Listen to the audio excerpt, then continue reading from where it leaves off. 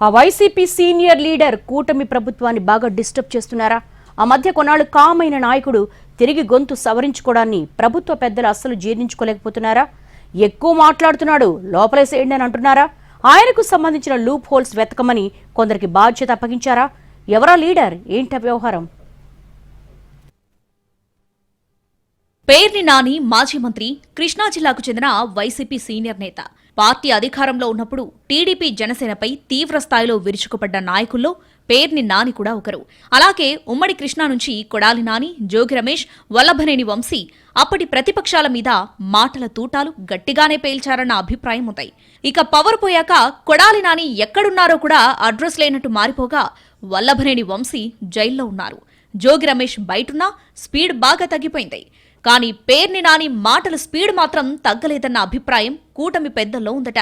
రాష్ట్రంలో అధికారం మారాక వైసీపీ నేతలపై వరుసగా కేసులు బుక్ అవుతున్నాయి.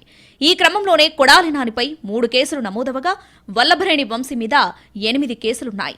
అనారోగ్యం పేరుతో సొంత నియోజకవర్గంలో కూడా అందుబాటులో ఉండటం లేదు కొడాలి. ఇక వంశీ 100 రోజులకు పైగా జైల్లోనే ఉన్నారు.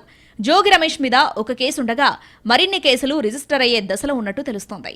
అయినా జోగి పెద్దగా ఎక్కడా మాట్లాడడం లేదు. ఇక పేర్ని నాని ఆయన కుటుంబ సభ్యుల మీద రేషన్ బియ్యం కేసుంది. దీనికి సంబంధించి నాని ఆయన భార్య జయసుధకు ఇప్పటికే కోర్టు ముందస్తు బెయిల్ మంజూరు చేసింది. ఆ రేషన్ బియ్యం కేసు బుక్ అయ్యి ముందస్తు బెయిల్ వచ్చే వరకు కొన్ని రోజులు అందుబాటులో లేకుండా పోయారు పేర్ని. కానీ ముందస్తు బెయిల్ వచ్చాక మళ్లీ స్పీడ్ పెంచినట్టు అంచనా వేస్తున్నారట కూటమి పెద్దలు.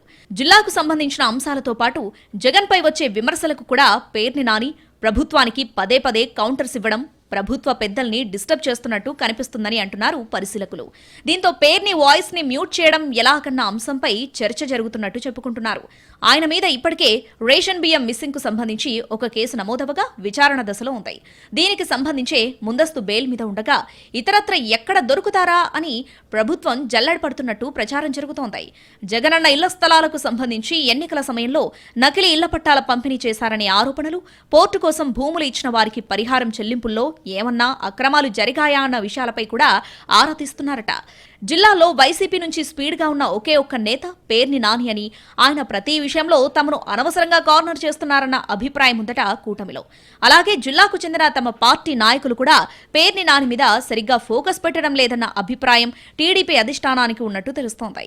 ఈ క్రమంలోనే ఆయన్ని కార్నర్ చేయడానికి కారణాలు చూసే బాధ్యతను కొందరు నేతలకు అప్పగించినట్టు ప్రచారం జరుగుతుంది టీడీపీ సర్కిల్స్లో.